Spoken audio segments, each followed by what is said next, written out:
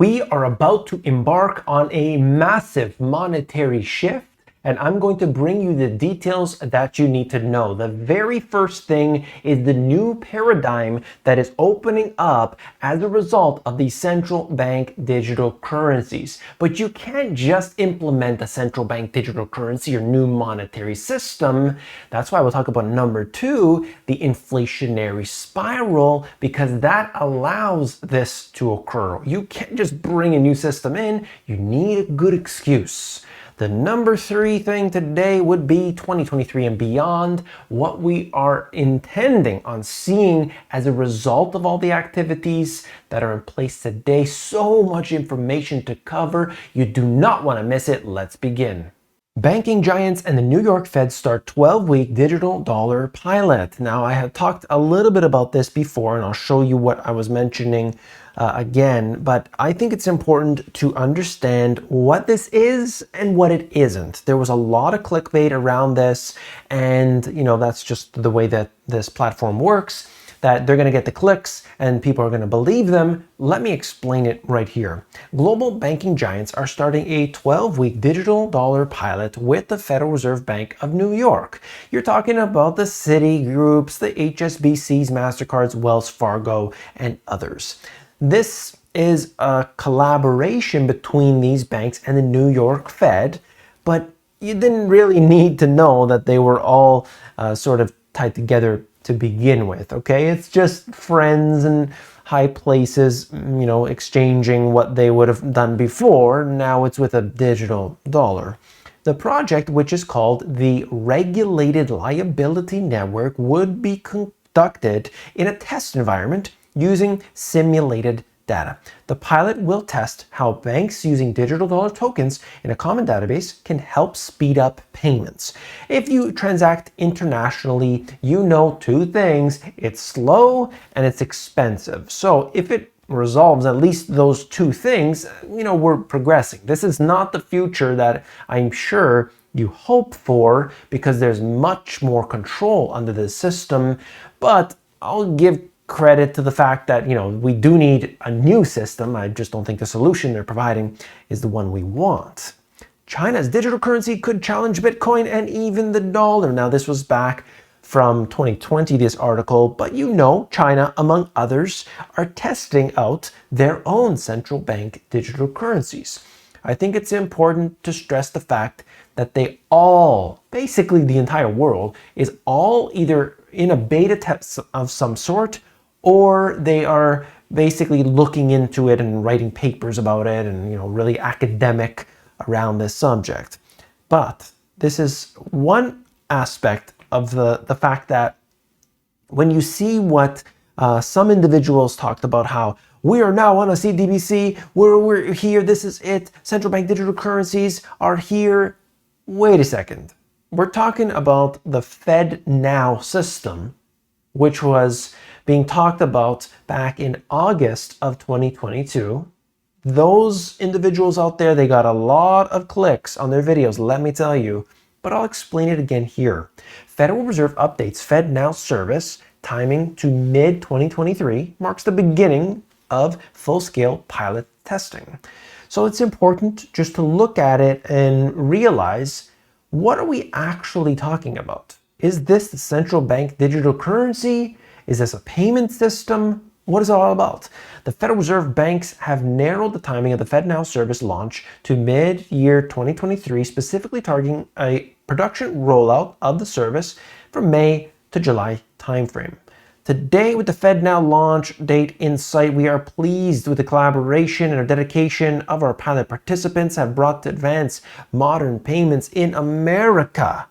Well, I think it's important just to highlight the fact that what they want to do is not exactly what they're going to achieve. This is not making it into the public. This is a test program. This is using simulated data.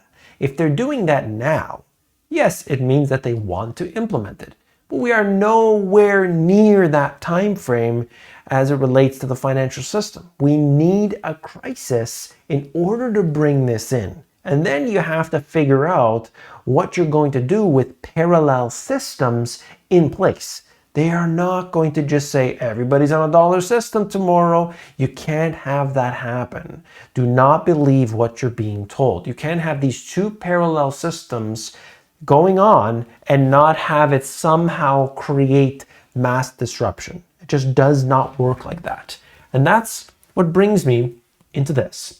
A digital dollar, CBDC, replacing the US dollar as it exists today is a major event in the financial system for a number of reasons. First, the US dollar is a reserve currency, meaning it is held by many central banks around the world as part of their foreign exchange reserves. This has been the case since the end of World War II, when the Bretton Woods Agreement established the US dollar as the international reserve currency. Before the US dollar, other reserve currencies included the British pound, the French franc, and the Dutch guilder. The US dollar has remained the world's dominant reserve currency despite the rise of the euro and other currencies. China has been at the forefront of the CBDC movement, having recently completed a test of its own digital yuan. While the test was limited in scope, it demonstrated the potential of a CBDC to improve the efficiency of payments and reduce transaction costs.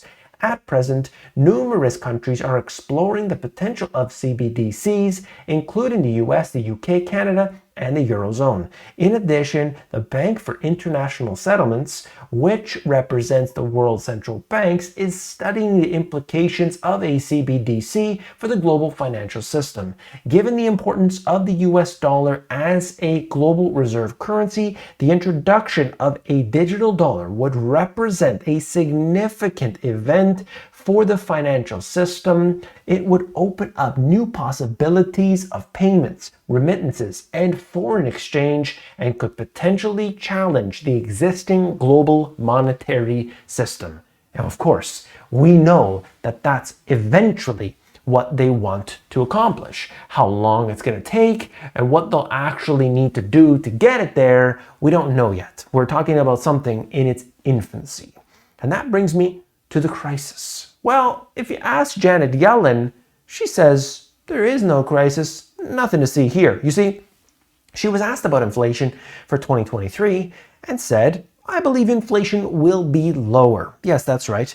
She believes the individual that gets paid $250,000 every time she makes a speech, she's saying that inflation is not an issue. So I guess that's not for the people who have to go to buy stuff at the supermarket and have to fill up at the pump and have to pay their energy bills. Don't worry, Janet Yellen says, A-OK.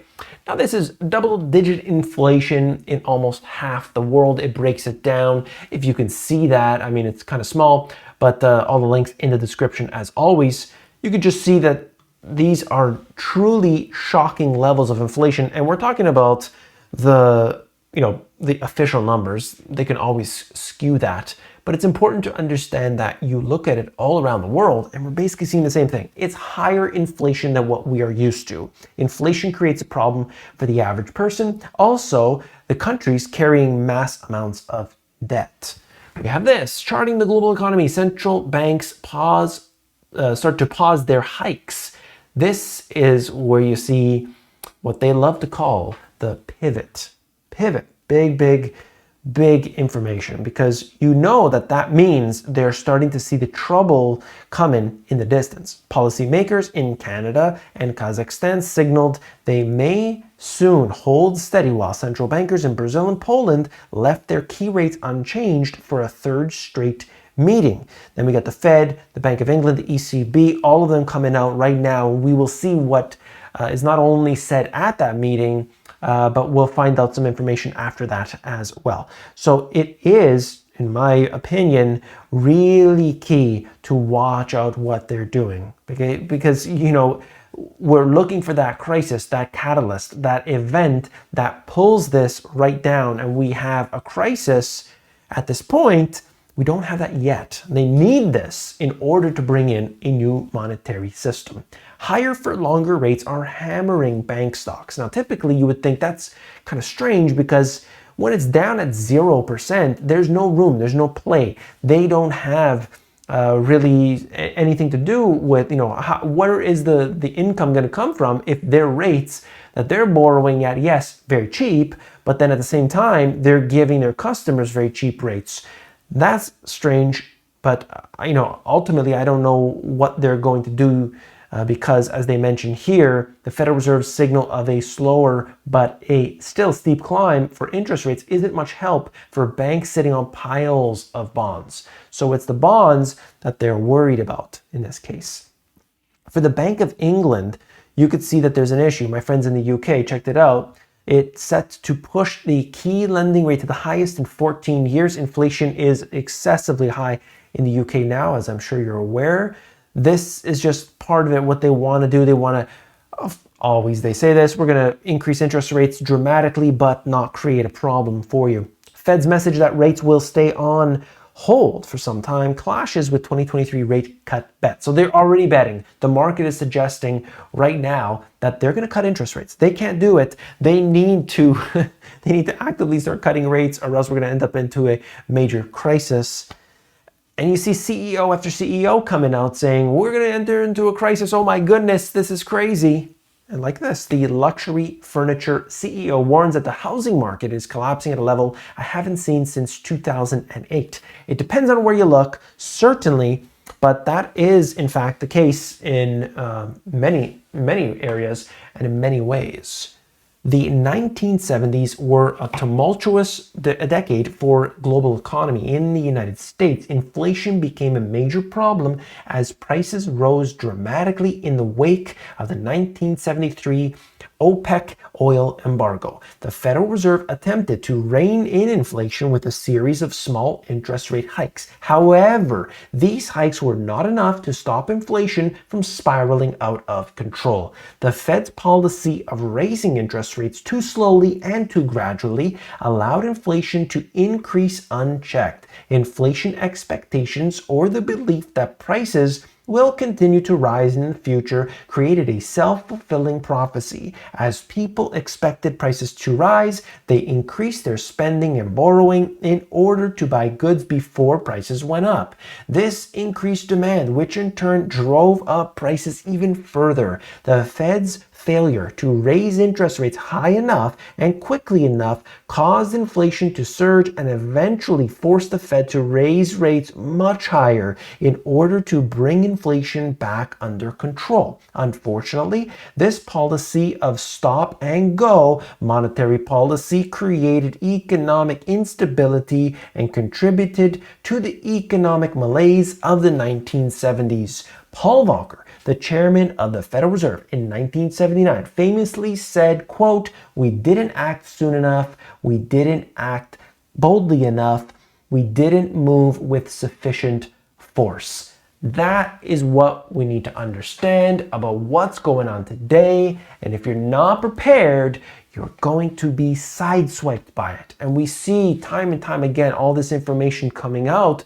You start to piece it together, it makes sense. If you look at it individually, it's not going to make sense. This is why I bring it all to you in one video. And you think, if you're not really paying attention, you might think, why is this guy doing this? It's all disconnected. No, it's all connected. Okay, this is TSMC. This article is about TSMC, which is the semiconductor manufacturer, Taiwanese company that is, I guarantee that probably the device that you're watching this on is, that semiconductors, those semiconductors in that device are made by TSMC.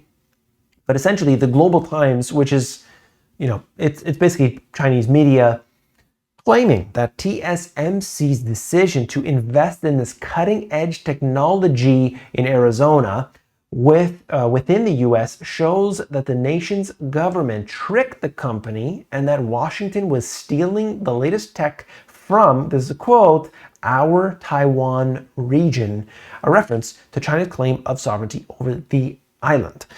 Big news right there. Once again, now they're saying, hey, you're opening up in Arizona, that's bad. They're stealing the tech. The both sides, the US accuses China of stealing IP all the time. That was part of the tariff war and so on.